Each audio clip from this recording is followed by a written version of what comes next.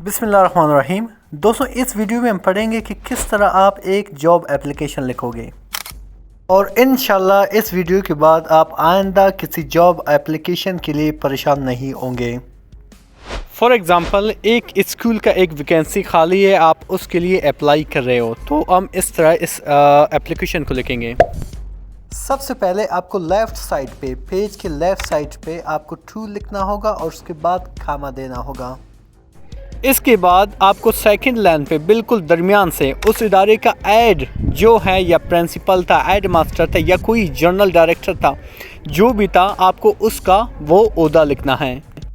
اے لکھنے کے بعد آپ اس کو ایک کاما سے اینڈ کریں گے۔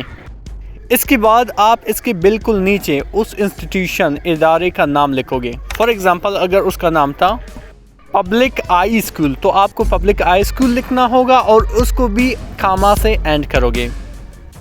پھر اسی کے بالکل نیچے آپ کو جس سٹی میں وہ انسٹیٹیوشن ہے اس کا نام لکھو گے۔ فار ایگزامپل اگر وہ کوئٹہ میں تھا آپ کوئٹہ لکھو گے، اگر وہ دلی میں تھا آپ دلی لکھو گے۔ پھر بالکل ٹو کے نیچے آپ سبجیکٹ لکھو گے۔ پھر سبجیکٹ کے سامنے اپلیکیشن جس بارے میں ہو آپ لکھو گے۔ اگر اپلیکیشن ٹیچنگ کے بارے میں تھا آپ لکھو گے application for the post of teaching.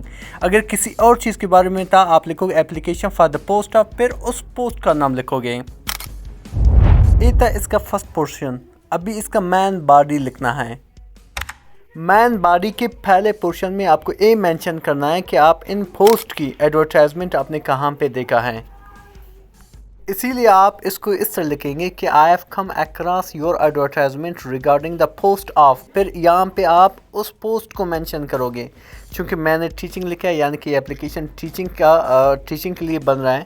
پھر آن ڈاؤن نیوز پیپر، یہاں پہ آپ جس ویب سائٹ میں اس ایڈورٹائزمنٹ کو دیکھا ہے آپ اس کو مینشن کرو گے یا اس نیوز پیپر کو مینشن کرو گے۔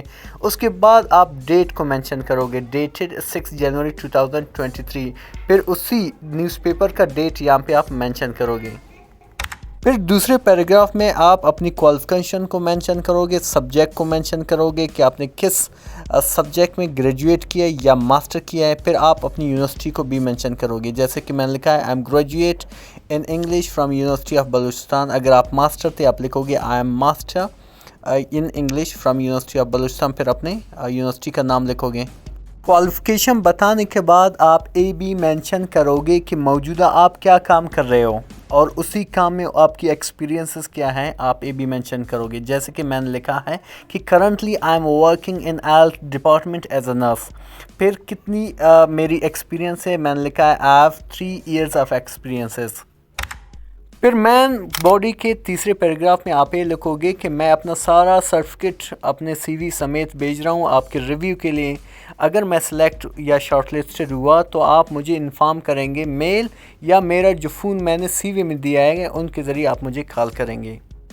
پھر مین باڈی کے لاسٹ پورشن میں آپ تھوڑا اس کی ادارے کو تھوڑا تعریف کریں گے، جیسے آپ لکھو گے your institution is a very good reputation and I want to be a part of this esteemed institution, یعنی کہ میں اس کا حصہ بننا چاہتا ہوں۔